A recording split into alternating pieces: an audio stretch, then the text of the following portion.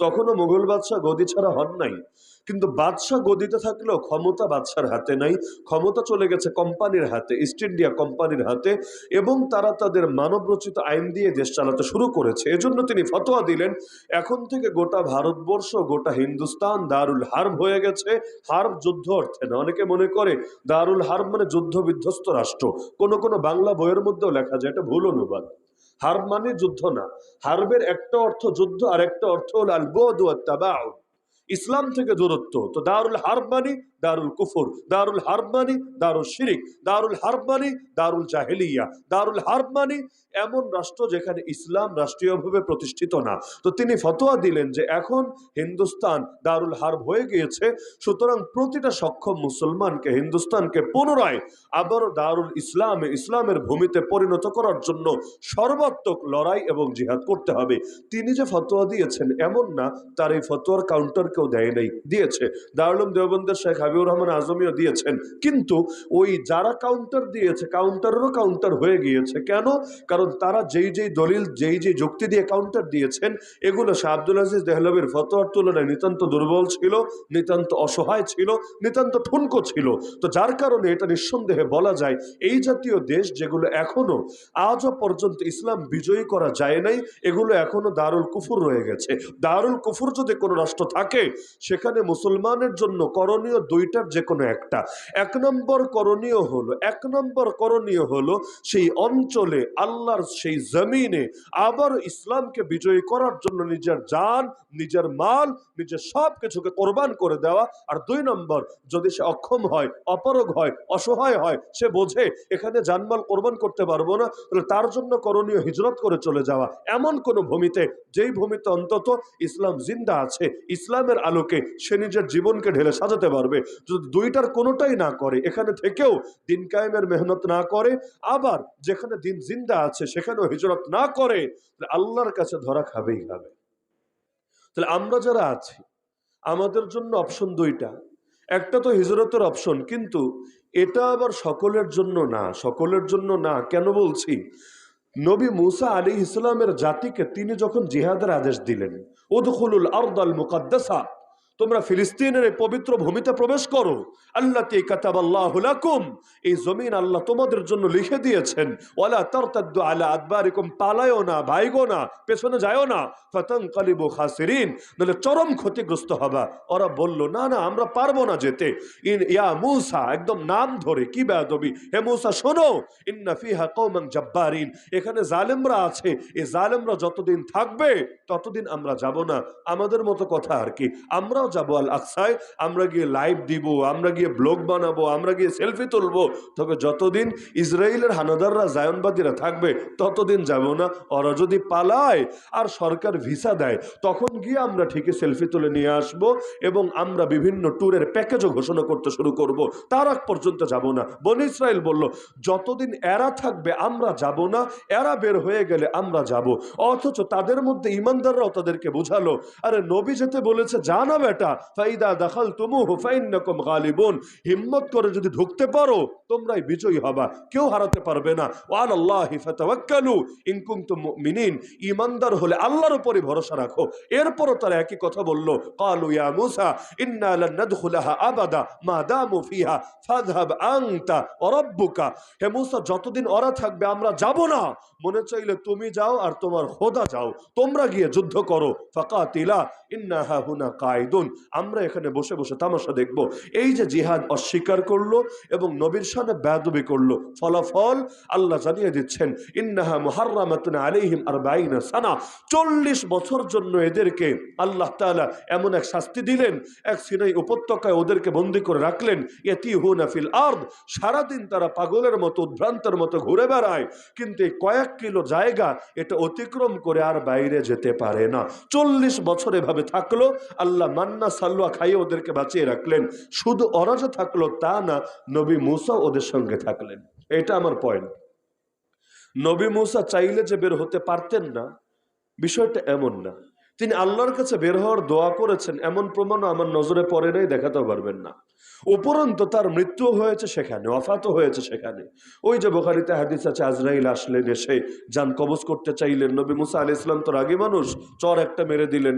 আজরাইলের চোখ পর্যন্ত বের হয়ে সামনে ছিটকে পড়ে গেল। আজরাইল, আমি বোঝার স্বার্থে বলছি, আজরাইল কোরআন হাদিসে কোথাও আজরাইল শব্দ নেই। আচ্ছা, মালাকুল মাউত এই শব্দ, মৃত্যুর ফেরেশতা। আর আজরাইল শব্দটা, এটা আমরা ইসরায়েলি রেওয়ায়েত থেকে বলি, এটা কোনো অথেন্টিক সুনিশ্চিত কোনো শব্দ না। হ্যাঁ, জিবরিল, মিকাইল, ইসরাফিল এগুলো কোরআনের মধ্যে আছে, হাদিসে আছে, এগুলো সুনিশ্চিত শব্দ।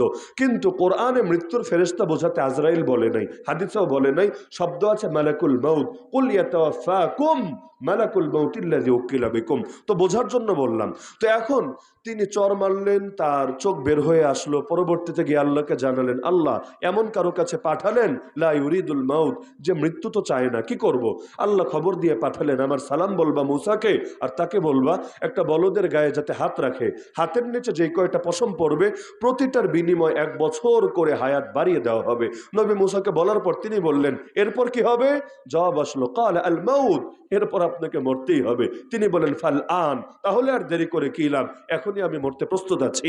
কিন্তু আল্লাহ, শেষবার তোমার কাছে শেষ একটা দোয়া করি, আমি মারা যাওয়ার পর আমার লাশটা এখানে রেখো না, আমার লাশটা তুমি পৌঁছে দিও মসজিদ আকসায়, বাইতুল মাকদিসে, তবে মূল এরিয়ার ভেতরে না। রামিয়াতাম বিহাজার, একজন যুবক যদি পাথর মারে, একটা পাথর ছুঁড়ে মারে, যত দূর যাবে আমার লাশটা তুমি পৌঁছে দিও ঠিক এই রকম জায়গার কাছে। ওই জায়গায় কোন জায়গা আমরা জানি না, আল্লাহ রসুল জানতেন, এবং তিনি বলেছেন, মেরাজ যাওয়ার সময় আমি দেখেছি ইনদাল কাসিবিল আহমার, ওই জায়গার কথা উল্লেখ করে দিয়ে নবী বলে দিচ্ছেন, আমি দেখেছি আমার ভাই মুসা তার কবরে দাঁড়িয়ে নামাজ আদায় করছে। তাহলে এই যে নবীরও ইন্তেকাল হয়ে গেল, ওফাত হয়ে গেল, সেই তাদের সঙ্গে ওই জায়গার ভেতরেই। এখান থেকে আমার কাছে একটা পয়েন্ট খুব গুরুত্বপূর্ণ মনে হয়, সেটা হলো নবী তো চাইলে এদেরকে ছেড়ে চলে যেতে পারেন, এতে নবী ভালো থাকবেন, কোনো সন্দেহ নাই। কিন্তু এই যে বন্দি জাতি, আল্লাহ নবী মুসা তাদের সঙ্গে কেন পরে রইলেন? এখান থেকে আমি ব্যক্তিগতভাবে যে শিক্ষাটা পাই সেটা হলো, আরে নবীরাই যদি জাতিকে ছেড়ে চলে যায়, ওয়ারিসে নবীরাই যদি জাতিকে ছেড়ে চলে যায়, তাহলে জাতির ভেতরে আলো জ্বালাবে কে? এই জাতিকে নতুন প্রেরণায় উজ্জীবিত করবে কে? এই জাতিকে আবারও ময়দানে নামার জন্য প্রস্তুত করবে কে? যেহেতু বনি ইসরায়েল জিহাদ ছাড়ার কারণে গজবে পড়েছে, যতদিন জিহাদ আবার না ধরবে এই গজব উঠবে না ওদের কপাল থেকে। হাদিসে যেমন আছে, ইযা তাবায়াতুম বিল আইনা, উম্মত যখন তোমরা সুদি লেনদেন করবা, ওয়া আখাযতুম আযনাবাল বাকার, গরুর লেজ ধরে পড়ে থাকবা, ওয়া রাদিতুম বিযরআই, নিজেদের ক্ষেত খামার ফসল নিয়ে সন্তুষ্ট থাকবা, ওয়া তারাকতুমুল জিহাদ, আর আল্লাহর পথের এই ফরজ বিধান জিহাদকে ছেড়ে দেবা, সাল্লাল্লাহু আলাইকুম যুল্লা, আল্লাহ নিজে তোমাদের উপর লাঞ্ছনা, বেইজ্জতি চাপিয়ে দেবে। লা ইয়ানজিউহু, যেই লাঞ্ছনা আল্লাহ কোনোদিনও তুলে নেবে না, হাত্তা তারজিউ ইলা দীনিকুম আই ইলা জিহাদিকুম, যতদিন না আবারও দ্বীনের পথে ফিরবা, অর্থাৎ জিহাদের পথে ফিরবা। যেই সমস্যার কারণে আযাব আসবে, একই সমস্যা সমাধান যতদিন না করবা এই আযাব উঠবে না। তো ওদের উপর আযাব এসেছে জিহাদ ত্যাগের কারণে। এখন নবী যদি ওদের ছেড়ে চলে যায়, তাহলে ওই আযাব থেকে ওরা মুক্তি পাবে কিভাবে? নবী দাওয়াতের মেহনত করে, তালিমের মেহনত করে, আত্মশুদ্ধির মেহনত করে যদি ওদেরকে আরেকবার জাগাতে পারেন, ইনশাআল্লাহ ওরা মুক্তি পাবে, এবং পেয়েছেও বটে। যদিও নবী মুসার জামানায় পায় নাই, ওই প্রজন্মটা পায় নাই, কিন্তু পরবর্তীতে আল্লাহ তাআলা তার পরবর্তী যে নবী এসেছে তার মাধ্যমে ওদেরকে ঠিকই মুক্ত করেছে, এবং ওরা মসজিদ আকসা বিজয় করতে পেরেছে। এখান থেকে আমি মনে করি এই বাংলাদেশে আল্লাহ তাআলা যাদেরকে দ্বীনের বুঝ দিয়েছে, দ্বীনের সমঝ দিয়েছে, হ্যাঁ, যদিও এই দেশে কথা বলতে গেলে রয়ের হাতে গুম হওয়ার আশঙ্কা আছে, এই দেশে কথা বলতে গেলে আরে কাশিমপুরে দিন কাটানো লাগতে পারে এই ভয় আছে, এই দেশে কথা বলতে গেলে আয়না ঘরে চিরতরে হারিয়ে যাওয়া লাগতে পারে ভয় আছে, এই দেশে কথা বলতে গিয়ে আপনার গলায় ফাঁসির দড়ি লাগতে পারে অবশ্যই আশঙ্কা আছে। বিশেষ করে যখন গণগ্রেফতারি নেমে আসে, তখন যে আপনাকে কি করবে এটা এক আল্লাহ ছাড়া কে ভালো জানে। লেকিন সবাই যদি চলে যায় নিরাপদ ভূমিতে, এই জাতির ভেতর জিহাদের প্রেরণাকে জাগাবে। এজন্য আমি মনে করি কিছু আল্লাহর বান্দা অবশ্যই থাকা দরকার, যতই ফ্যাসিলিটিস থাক। আমাদের সাহেব যদি চান, তিনি সম্ভব না বাইরের কোনো দেশে গিয়ে নিজেকে এস্টাবলিশ করা, সম্ভব না। এই জাতির ভেতরে যত ধরনের জুলুমের শিকার হচ্ছেন দূরের লোকদের দ্বারা এবং নিজ ঘরানার লোকদের দ্বারা, এই সব জুলুমের ঊর্ধ্বে গিয়ে আল্লাহ ইসলামকে বিজয়ী করেছেন এমন কোন অঞ্চলে গিয়ে বাকি জীবন কাটিয়ে দেওয়া সম্ভব নাকি সম্ভব না? খুবই সম্ভব, এটা সবাই বোঝেন, খুবই সম্ভব। কিন্তু সবাই যদি চলে যায়, দিনের আলো কে জ্বালাবে? সবাই যদি চলে যায়, গাজওয়াতুল হিন্দের নেতৃত্ব দেওয়ার পরিবেশকে গড়ে তুলবে। ফজিলত খালি কি শামেরই আছে, ফজিলত হিন্দের নাই? ফজিলত কি খালি খোরাসানেরই আছে, ফজিলত হিন্দের নাই? আর এই হিন্দ তো সেই হিন্দ। আবু হুরায়রা পর্যন্ত আফসোস করেছেন, ওয়াদানা রাসূলুল্লাহ গাজওয়াতাল হিন্দ ফাইন আদরাকতুহা উনফিক ফিহা নফসি ওয়া মালি। আল্লাহর রাসূল ওয়াদা দিয়েছেন হিন্দুস্তানের জমিনে একটা জিহাদ হবেই হবে। আমি আবু হুরায়রা যদি সেই জিহাদ পেয়ে যাই, আমার জান মাল খরচ করে দেব। শব্দ কি? খরচ করে দেব সেই জিহাদের পেছনে। যদি মরে যাই, কুনতু মিন আফজালি শুহাদা, সর্বশ্রেষ্ঠ শহীদদের অন্তর্ভুক্ত হবে।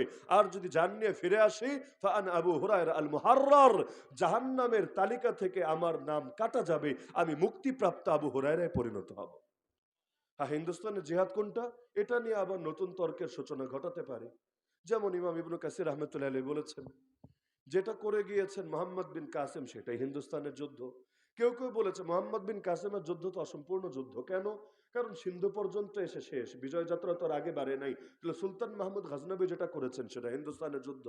আর কিছু দুর্বল বর্ণনা সামনে রাখলে বোঝা যায়, এর আলোকে অনেকে বলে যে না, এটা আসলে কেয়ামতের আগ দিয়ে হবে, যে জিহাদের পরে এই বাহিনী গিয়ে ইমাম মাহদির সাথে মিলিত হবে, সেই যুদ্ধ। তবে আমার কাছে সবচাইতে শক্তিশালী মনে হয় মুফতি আজম পাকিস্তান আল্লামা মুফতি মোহাম্মদ শফি নওয়ার আল্লাহ মারকাদার মঠ টাকা। তিনি এই মঠটা দিয়েছেন এই মূলনীতির ভিত্তিতে, আল মুতলাকু ইয়াজরি আলা ইতলাকিহি। নবী যা বলেছেন, কোরআনে যা আছে, একটা মূলনীতি হলো ব্যাপক কথাকে ব্যাপকই রাখতে হবে, সীমাবদ্ধ করা উচিত না। আল্লাহর রাসূল যেহেতু স্পষ্টভাবে কোন সুনির্দিষ্ট ঘটনার সাথে এটাকে সীমাবদ্ধ করে দিয়ে যান নাই, আমার আপনার নিজেদের থেকে সীমাবদ্ধ করা উচিত হবে না। বরঞ্চ আল্লাহ রাসূল যেভাবে ব্যাপক রেখেছেন, ইসাবাতানি মিন উম্মতি আহরাজাহুম আল্লাহু মিনান নার, ইসাবাতুন তাগজুল হিন্দা ওয়া ইসাবাতুন তাকুনু মা ঈসা ইবনে মারইয়াম। দুইটা দলকে আল্লাহ জাহান্নাম থেকে মুক্তি দিয়েছেন। এক দল হলো যারা হিন্দুস্তানে জিহাদ করবে, আরেক দল যারা ঈসা ইবনে মারইয়াম আলাইহিস সালামের সঙ্গে দাজ্জালের বিরুদ্ধে জিহাদে শরীক হবে। তো এই দুই দলের মধ্যে তিনি বলে দিচ্ছেন যে হিন্দুস্তানের জিহাদে যারা শরীক হবে, কথাটা ব্যাপক। মোহাম্মদ বিন কাসেম এর মধ্যে শামিল, সুলতান মাহমুদ গজনবী এর মধ্যে শামিল, আজকের দিনে যারা জিহাদ করবে তারাও শামিল। কিয়ামত পর্যন্ত ঈমানের পক্ষে দাঁড়িয়ে কুফুরের ধ্বজাধারীদের বিরুদ্ধে হিন্দুস্তানের জমিনে যারাই জিহাদ করবে, আল্লাহর জমিন, আল্লাহর দিন বিজয় করার জন্য, সবাই এর মধ্যে শামিল। ইসাবাতুন এই শব্দ এমন এক শব্দ, কিয়ামতের দিন আল্লাহ সবাইকে এই ক্যাটাগরিতে ঢোকায় দিবেন। কেন? ইসাবাতুন তাগজুল হিন্দ, এই ব্যাপকতার মধ্যে তারা অন্তর্ভুক্ত। তা আল্লাহর অনুগ্রহ তো ব্যাপক। আমার কাছে যৌক্তিক মনে হয় কথাটাকে, যে সবার মধ্যেই ফজিলত ভাগাভাগি করার কি দরকার? যে আগামী দিনে যারা আসবে এরা পাবে, আর অতীতে যারা করেছে বঞ্চিত করার কি দরকার? তাদের জন্য তো চ্যালেঞ্জিং ছিল। তো শুধুমাত্র ওই কিছু দুর্বল বর্ণনাকে অবলম্বন করে সীমাবদ্ধ করার দরকার নাই। বরং আজও যারা কাশ্মীরে লড়াই করছে, এরাও গাজওয়াতুল হিন্দের মুজাহিদ। আজও যারা পাকিস্তানের জমিনে লড়াই করছে, এরাও গাজওয়াতুল হিন্দের মুজাহিদ। আজও যারা আমাদের ঠিক পাশে আরাকানের জমিনে লড়াই করছে, লড়াই তো এখন ত্রিমুখী লড়াই হয়েছে। এতদিন লড়াই হতো মিয়ানমারের সামরিক বাহিনী, আর্মি, জান্তা বলে, ওই মিয়ানমারের জান্তার সাথে। এখন তো লড়াই চলছে আরাকান আর্মি, বুদ্ধিস্ট, বৌদ্ধদের একটা দল, আরাকান আর্মি, এদের সাথেও। এই গত 2-3 দিনে অনেক রোহিঙ্গা মুজাহিদকে এরা গুলি করেছে, অনেক। কেন? কারণ ওরা চাচ্ছে পুরো অঞ্চলে একচ্ছত্র নিজেদের আধিপত্য কায়েম করবে। কিন্তু চিন্তার বিষয়, শোনা যাচ্ছে এবং বিশ্বস্ত সূত্রে জানা যাচ্ছে যে ওদের সাথে ইতিমধ্যে ইন্ডিয়া হাত মিলিয়ে ফেলেছে। আগে সাহায্য করতে চায় না, এখন নতুন করে সাহায্য শুরু করেছে ইন্ডিয়া। কিসের জন্য? কারণ ইন্ডিয়াকে যে কোনো মূল্যে ওর 8 রাজ্য বাঁচাতে হবে, যেটাকে আপনারা 7 সিস্টার বলেন। যদিও শব্দ বলেন 7 সিস্টার্স, কিন্তু রাজ্য কিন্তু আসলে 8টা। এই 8 রাজ্য বাঁচাবে কিভাবে? 8 রাজ্য পুরো ইন্ডিয়ার সাথে সংযুক্ত ছোট্ট একটা করিডোর দিয়ে, ছোট্ট একটা রাস্তা দিয়ে, যেটারে বলে মুরগির গলা, ইংলিশে বলে চিকেন নেক। ওই মুরগির গলাটা যদি চাপ দেয়, সঙ্গে সঙ্গে ওই 8 রাজ্য বিচ্ছিন্ন হয়ে যাবে মূল ইন্ডিয়ার সাথে। যে কোনো মূল্যে ওকে এটা বাঁচাতে হবে। এতদিন তো বাঁচাতো আমাদের দেশেই ওর দালাল যে ছিল, ওর মাধ্যমে খুব সহজেই পেরে গিয়েছিল।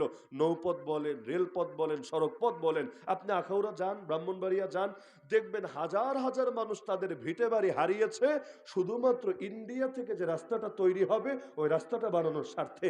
এমন এক রাস্তা, ওই রাস্তার কোনো প্রয়োজন বাংলাদেশিদের নাই, কোনো প্রয়োজন। ওখানে গিয়ে দেখবেন 6 লেন 8 লেন হচ্ছে। আরে 2 লেন হলেই যথেষ্ট, আর বেশি দরকার নাই। কিন্তু এত বিশাল বিশাল রোড কেন বানাচ্ছে? ওদের স্বার্থ রক্ষার জন্য বানানোর চেষ্টা চালিয়েছিল। কিন্তু ইতিমধ্যে তো ডিভোর্স হয়ে গিয়েছে, ঘরের মেয়ে ঘরে ফিরে গিয়েছে। তো এখন এখানে কি হবে, বাকি দিন কিভাবে কাটবে? এজন্য বেচারারা ভয়ে আছে। তো এক কুল যদি না পায় তাহলে আরেক কুলে যাবে, প্ল্যান এ সফল না হলে প্ল্যান বি প্রয়োগ করবে, এটাই বাস্তবতা। তো এজন্য ইতিমধ্যে ওরা নতুন কয়েকটা চক্রান্ত শুরু করেছে। এর মধ্যে একটা হলো পাহাড়ি সন্ত্রাসীগুলোকে অ্যাক্টিভ করা। কারণ পাহাড়ি সন্ত্রাসী যেগুলো আছে বাংলাদেশ, ওদেরকে অস্ত্র দেয় কে? জিবরিলে আমিন তো এসে দিয়ে যায় না, মঙ্গল গ্রহ থেকে এলিয়েন তো এসে দিয়ে যায় না। তাহলে এত দামি দামি উন্নত উন্নত অস্ত্র পায় কিভাবে? এই অস্ত্রের অধিকাংশ সাপ্লাই আসে দাদা বাবুদের থেকে। আবার হামলা করার পর গিয়ে লুকায় কোথায়? আর্মিও পায় না, বিজিবিও পায় না, তো যায়টা কোথায়? ওই বর্ডার ক্লোজ করে যায়ও আবার দাদা বাবুদের কাছে। একদিকে এগুলোকে শক্তি যোগাচ্ছে, আর একদিকে আরাকান আর্মি, যেহেতু এই বাংলাদেশের 270 কিলোমিটার বর্ডার আছে মিয়ানমারের সাথে, এবং ইতিমধ্যে এই পুরো বর্ডার খবরই নাই, আমাদের জাতীয় নেতারাও ঘুমে।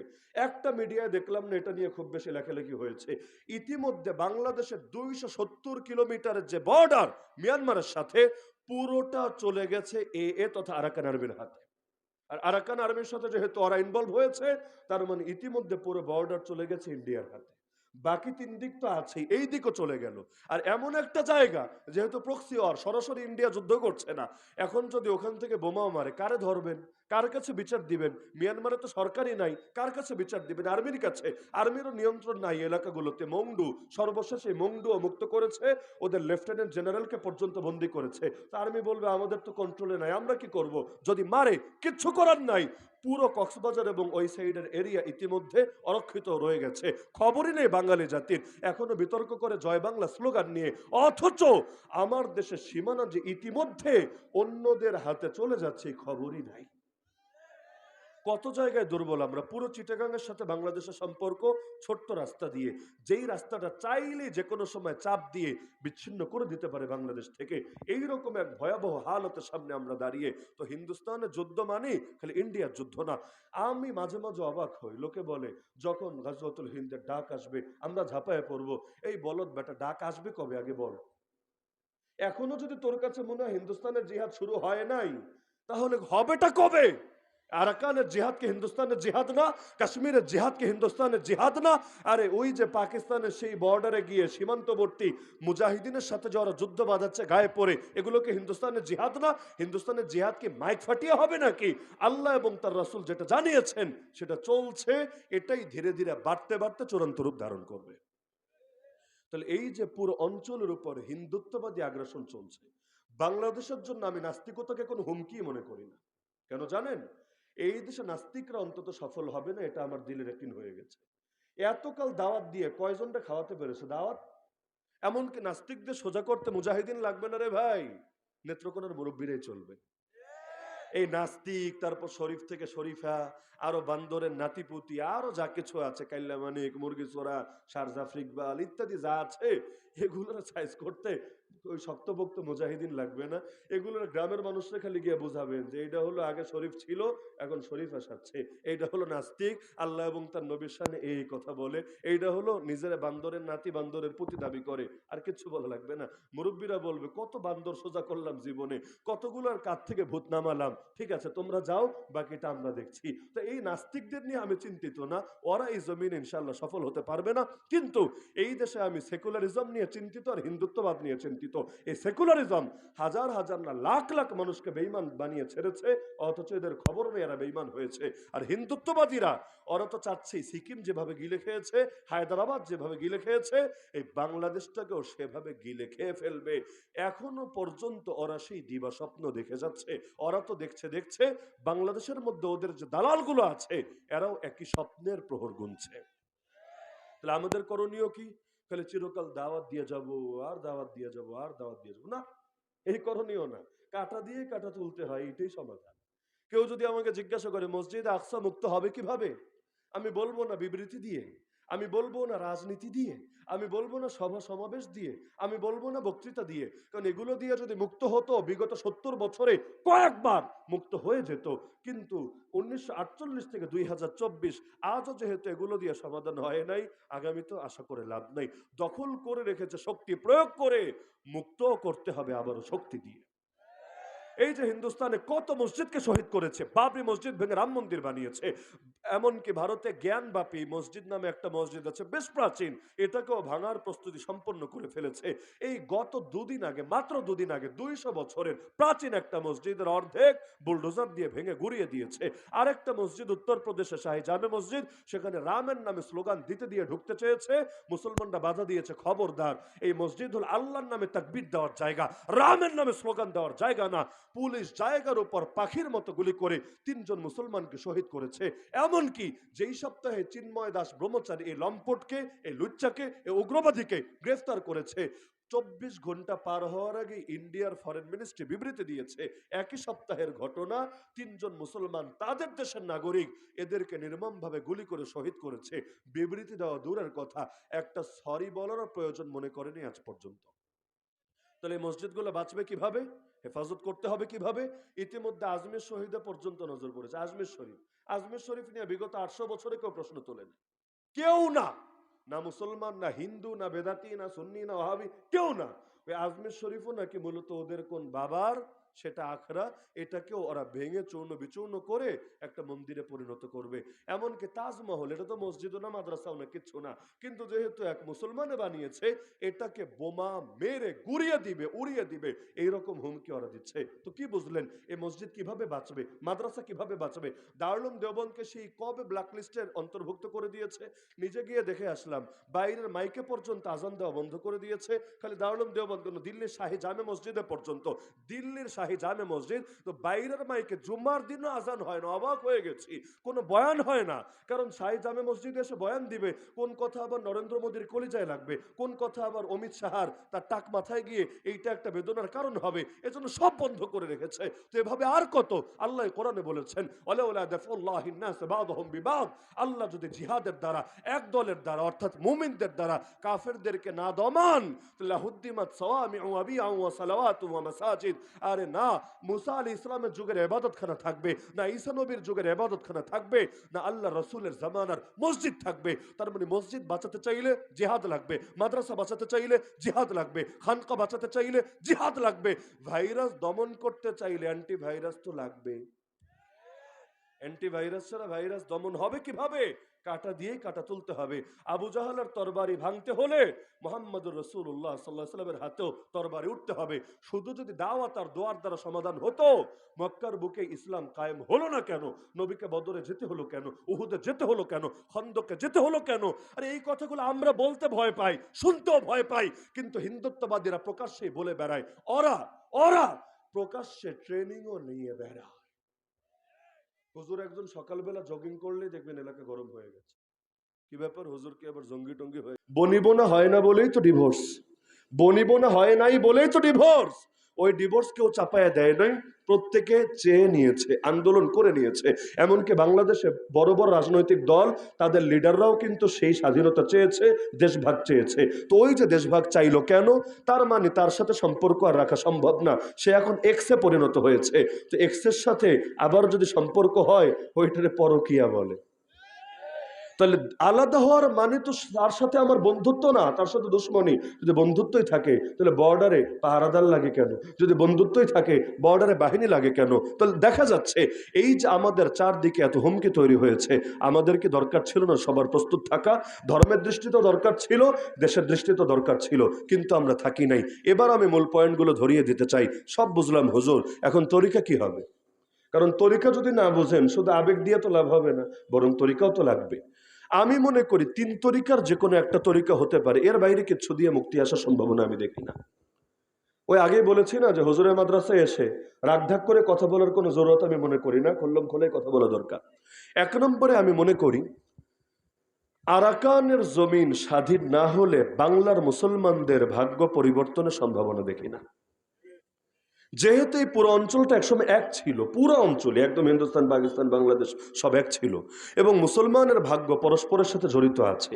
এই আরাকানের জমিনকে যদি মুক্ত না করেন, দুদিন পর আপনার দুশ্মনী এখানে ঘাঁটি গাড়বে এবং আপনাকে টার্গেট করে করে মারবে, আপনার কিছুই করার থাকবে না। একটু সুযোগ করে দেন, একটু সাইড করে দেন, কারণ বাকিদের জন্য আলাপটা দরকার আছে, আমি মনে করি খুব বেশি দরকার আছে।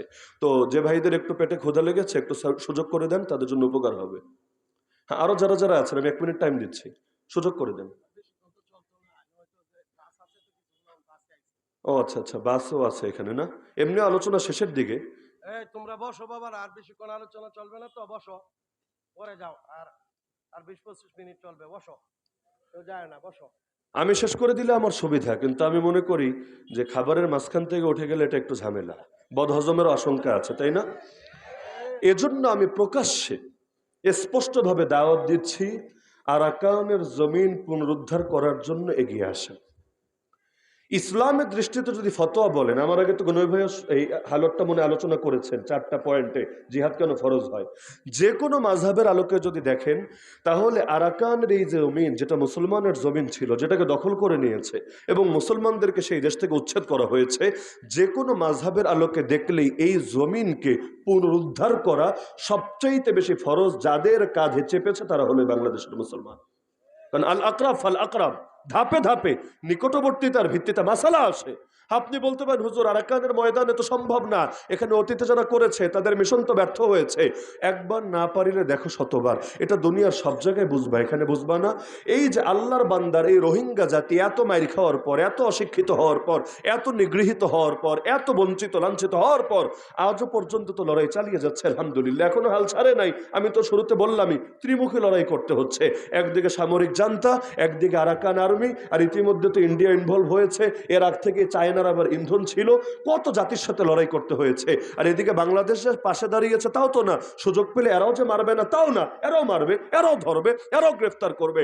তারপর যদি এই অশিক্ষিত কম শিক্ষিত জাতি তারা যদি লড়াই করতে পারে, এই দেশে 14 কোটি মুসলমান সেই পবিত্র খেদমতে শরীক হবে না কোন দুঃখে?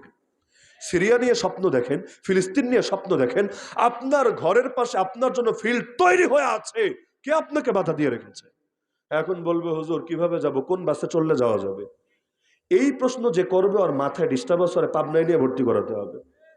দুনিয়ার সবকিছু খুঁজে বের করে ফেলতে পারে, বাংলাদেশের মানুষ গিয়া সারা দুনিয়া একেবারে ইতালিতে যান, জার্মানিতে যান, এমন এমন দেশে ভিসা নিয়ে যেতে পারে না, তাও সাগর পাড়ি দিয়ে, কত কিছু পাড়ি দিয়ে, প্রাণ হাতের মুঠোয় নিয়ে ঠিকই গিয়ে পৌঁছে গেছে। কেন?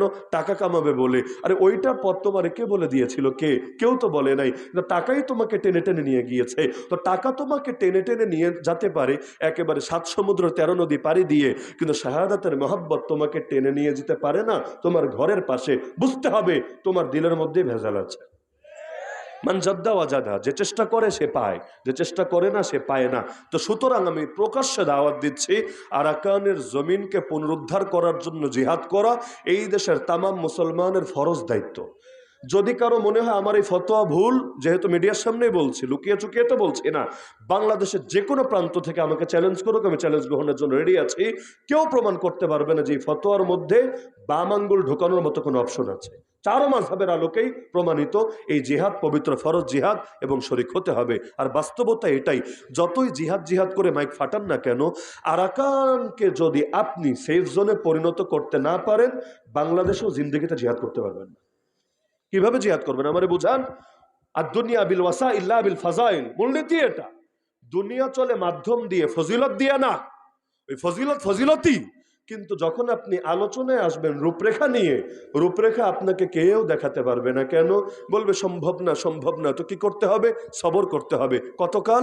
যতকাল না হিন্দুস্তান ভাঙে। তো অতকাল কি বসে বসে ললিপপ খাবে নাকি রে ভাই? অতকাল ললিপপ খাওয়ার দরকার নাই। আরাকানের পবিত্র জিহাদে সামিল হওয়ার চেষ্টা চালান। পারবেন না ইনশাআল্লাহ? নাকি কষ্ট পাচ্ছেন সবাই যে হুজুর এটা আবার কি বললো? এটা আমি ফরজ দায়িত্ব বললাম, ভিন্ন কিছু বলি নাই। কিয়ামতের দিন অন্তত এই বিচার দিতে পারবেন না যে হুজুর এটা যে ফরজ ছিল কোনো মৌলবী বলে নাই। বলেছি, আল্লাহ তুমি সাক্ষী থাকো, তোমার বান্দারা সাক্ষী আছে, আমি তাদেরকে তাদের ফরজের ব্যাপারে স্পষ্টভাবে জানিয়ে দিয়েছি।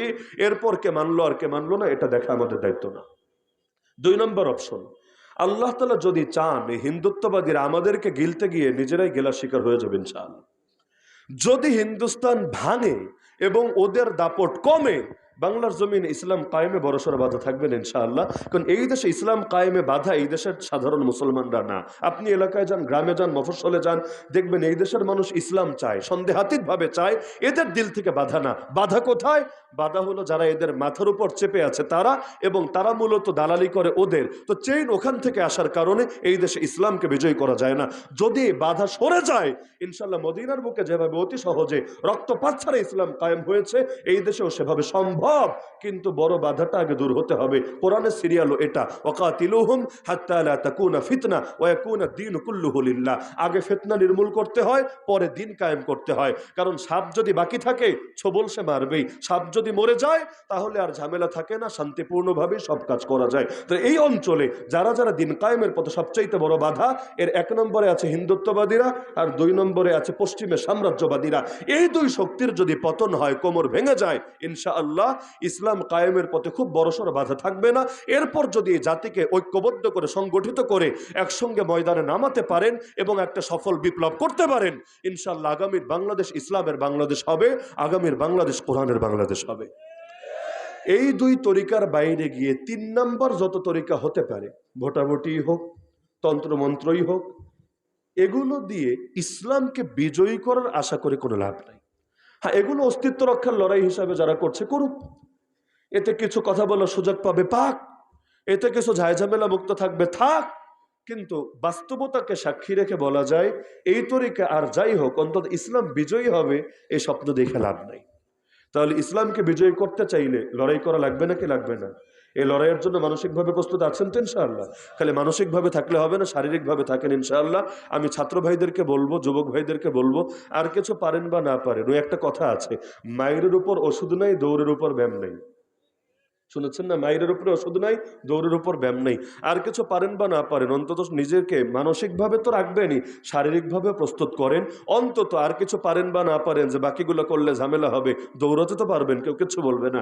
আসরের পরে ক্রিকেট ফুটবল না খেলে এক দৌড় মারবেন, একেবারে 10 কিলো 20 কিলো যা পারেন ধীরে ধীরে বাড়ানোর চেষ্টা করবেন। প্রথমে 500 মিটার 1 কিলো দিয়ে শুরু করেন না, যেতে যেতে ইনশাআল্লাহ 20 কিলো 40 কিলো পারবেন ইনশাআল্লাহ। এই দৌড়টা নিয়মিত করেন, না হলে 7-8টা নিয়মিত কাটেন, অন্তত শরীরটা ফিট থাকুক। সুস্থ থাকার জন্য দরকার আছে, ইবাদত করার জন্য দরকার আছে, আর আল্লাহর দ্বীনের জন্য কিছু করতে চাইলে তো দরকার আছেই। তো এই কারণে শারীরিকভাবে প্রস্তুত থাকেন, আর জ্ঞানগতভাবেও নিজেদেরকে প্রস্তুত করেন। না হলে কি হবে জানেন? যে জিহাদের ময়দানে নেমে যদি আবার খারেজি হয়ে যান, তখন আর উম্মতের পেরেশানি আরো বেশি বেড়ে যাবে। যে নাই মামা একটা ছিল, এখন দেখা গেল মামা তো আছে, কিন্তু মামাই খাদকে পরিণত হয়েছে, তখন আবার এটা আরো বড় পেরেশানির কারণ হবে। তো সুতরাং এলেমও লাগবে, এমন যাতে না হয় চোখে এমন চশমা উঠালেন, ওই চোখ ওই চশমা দিয়ে তাকালে সবাই রেখে কাফের কাফের কাফের কাফের দেখা যায়, আর একমাত্র নিজের এই পিওর মুসলমান, খাঁটি মুসলমান দেখা যায়। এই যে সিরিয়া স্বাধীন হলো, আলহামদুলিল্লাহ, দীর্ঘকাল পর মুক্ত হয়েছে। আমি মনে করি যদি আর কিছু নাও পাওয়া যায়, এখনো শরিয়া কায়েম হয় নাই, যদি এমন হয় শরিয়া কায়েম হলো না, আমি মনে করি তারপর এই আন্দোলন সফল। কেন? এই যে আয়নাঘর, ওদের দেশের আয়নাঘর থেকে, কারাগার থেকে, সাইদনায় কারাগার থেকে এই যে হাজার হাজার মা বোন এবং ভাইয়েরা মুক্ত হয়েছে, এটা কোনো ছোটখাটো প্রাপ্তি না। ওদের দেশটা ভাস্কর্য মুক্ত হয়েছে, হাফেজ আল আসাদ, বাশার আল আসাদের মূর্তিগুলো থেকে দেশটা মুক্ত হয়েছে, এটাও ছোটখাটো কোনো প্রাপ্তি না। সারা দুনিয়ার মুজাহিদিনরা একটা প্রেরণা পেয়েছে, একটা চেতনা পেয়েছে, এটাও কম কোনো প্রাপ্তি না। সুতরাং চূড়ান্ত লক্ষ্য যদি অর্জিত নাও হয়, তবুও এই বিপ্লব মোটেও ব্যর্থ কোনো বিপ্লব না। কিন্তু একদল ইতিমধ্যে এদেরকেও তাগুত বলে ফতোয়া দিয়ে দিয়েছে, এরাও নাকি তাগুত। আপনাদের জানা থাকার কথা, 3 দিন আগে আফগানিস্তানের অভিবাসন মন্ত্রী, মুহাজির মন্ত্রীকে শহীদ করে ফেলেছে নামাজ পড়ারত অবস্থায়, যাকে আমেরিকাও মারতে পারে নাই, যাকে এবং যার ভাইকে মারার জন্য আমেরিকা হাজার হাজার ডলার ঘোষণা দিয়েছে, তাও এদের কোনো কুল কিনারাই খুঁজে পায় নাই। কিন্তু এদেরকে এই খারেজিরা নিজেরা হত্যা করেছে। পুরো ওই হাদিসের বাস্তব নমুনা, যে হাদিস বুখারী মুসলিমে আছে, ইয়াকতুলুনা আহলাল ইসলাম ওয়া ইয়াদাউনা আহলাল আওসান, মুসলমানদেরকে হত্যা করবে আর মুশরিকদেরকে ছেড়ে দিবে। ইসরায়েলে গিয়ে মারবে না, আমেরিকায় গিয়ে মারবে না, মুসলমান নেতাদেরকে, ওলামায়ে কেরামকে ধরে ধরে শহীদ করবে। এই আশঙ্কা যে এই দেশেও নাই, বিষয়টা এমন না, এই দেশেও আছে। জেলখানায় গিয়ে আমার এত বেশি একসাথে দেখার সুযোগ হয়েছে, বাইরে একসাথে দেখি নাই, যারা আমরা সালাম দিলে জবাবটা পর্যন্ত দেয়নি। সালাম দিলে জব পর্যন্ত দেয় নাই। কেন? মুসলমানই মনে করতে রাজি না। ওদের কল্পিত খেলাফত যারা না মানে, ওদের খলিফারে যারা বায়াত না দেয়, একজনকেও মুসলমান মানতে রাজি না। তো সুতরাং শুধু জিহাদের আবেগ থাকলে হবে না, তরিকাও তো সহি থাকা লাগবে। এলেম যদি ঠিকভাবে হাসিল না করেন, এলেমের মজবুতি যদি না আসে, ফিতনার জামানা, ওই ময়দানে গিয়েও বিভ্রান্ত হয়ে যেতে পারেন। আল্লাহ তাআলা আমাদের সবাইকে এই তিনও ভাবে প্রস্তুতি গ্রহণ করার তৌফিক দান করুন। শারীরিক, মানসিক এবং জ্ঞানগতভাবে নিজেদেরকে গাজওয়াতুল হিন্দের সৈনিক হিসাবে গড়ে তোলার তৌফিক দান করুন। আমিন। ওয়া আখিরু দাওয়ানা আনিল হামদুলিল্লাহি রাব্বিল আলামিন। الحمد لله رب العالمين والصلاة والسلام على سيد المرسلين وعلى آله وأصحابه أجمعين يا رب العالمين يا أرحم الراحمين يا أحكم الحاكمين يا الله আপনি আমাদের আজকের এই মাহফিলকে কবুল করে নেন। আয় আল্লাহ, আপনি আমাদের জিন্দেগির সমস্ত গুনাহগুলোকে মাফ করে দেন। আয় আল্লাহ, জেনে না জেনে, বুঝে না বুঝে, প্রকাশ্য অপ্রকাশ্যে, সগীরা কবিরা যত গুনাহ করেছি, আপনার কাছে দুটো হাত তুলে ক্ষমা ভিক্ষা চাচ্ছি। মেহেরবানি করে জিন্দেগির সমস্ত গুনাহগুলোকে মাফ করে দেন। আয় আল্লাহ, আমাদের মা বাবা, আপনজন, আত্মীয় স্বজন যারা কবরে শুয়ে আছেন, প্রত্যেকের কবরে আযাবকে মাফ করে দেন। প্রত্যেকের কবরকে জান্নাতুল ফেরদাউসের বাগান বানিয়ে দেন। আয় আল্লাহ, যে মুরব্বীরা এখনো জীবিত আছেন তাদেরকে নেক হায়াত দান করেন। যারা অসুস্থ সবাইকে শেফায়ে কামেল আজল নসিব করেন। যারা ঋণগ্রস্ত সবাইকে ঋণ পরিশোধের তৌফিক দান করেন। আয় আল্লাহ, মালনী মাদ্রাসাকে কবুল করেন। মাদ্রাসার যাবতীয় প্রয়োজন গায়বে খাজানা থেকে পূরণ করেন। আয় আল্লাহ, এই মাদ্রাসার দিকে আপনার বান্দাদের দিলকে ঝুঁকায় দেন। আয় আল্লাহ, সব দুশমনের দুশমনি থেকে, সব হিংসুকের হিংসা থেকে এই প্রতিষ্ঠানকে আপনি হেফাজত করেন। আয় আল্লাহ, এখানকার প্রতিটা তালিবুল ইলমকে জামানার শ্রেষ্ঠ হক্কানি রব্বানি হাফেজ আলেম মুবাল্লিগ মুজাহিদ দায়ে হিসাবে কবুল করেন। আয় আল্লাহ, আমাদের শেখ আব্দুল কাইয়ুম সাহেবকে নেক হায়াত দান করেন। আয় আল্লাহ, সিহাত এবং আফিয়াতে জিন্দেগি নসিব করেন। আয় আল্লাহ, আপনার এই বান্দা যাতে দীর্ঘকাল পর্যন্ত এই অঞ্চলে দ্বীনের বাতি জ্বালিয়ে যেতে পারে সেই তৌফিক দান করেন। আয় আল্লাহ, আমাদের সবাইকে গাজওয়াতুল হিন্দের মুজাহিদ হিসেবে কবুল করেন। আয় আল্লাহ, আপনার দ্বীনের খেদমত করার জন্য যাতে জান কোরবান করে দিতে পারে সেই তৌফিক দান করেন। আয় আল্লাহ, আমি পাপীকে শহীদে মৃত্যু দান করেন। আমার সাথে যারা আমিন বলছে সবাইকে শহীদে মৃত্যু দান করেন। রক্তের শেষ বিন্দুটুকু জমিনে ঢেলে আপনার জমিনে ইসলামকে যাতে বুলন্দ করে যেতে পারে সেই তৌফিক আমাদের সবাইকে দান করেন। সুবহান রাব্বিকা রাব্বিল ইজ্জাতি আম্মা ইয়াসিফুন।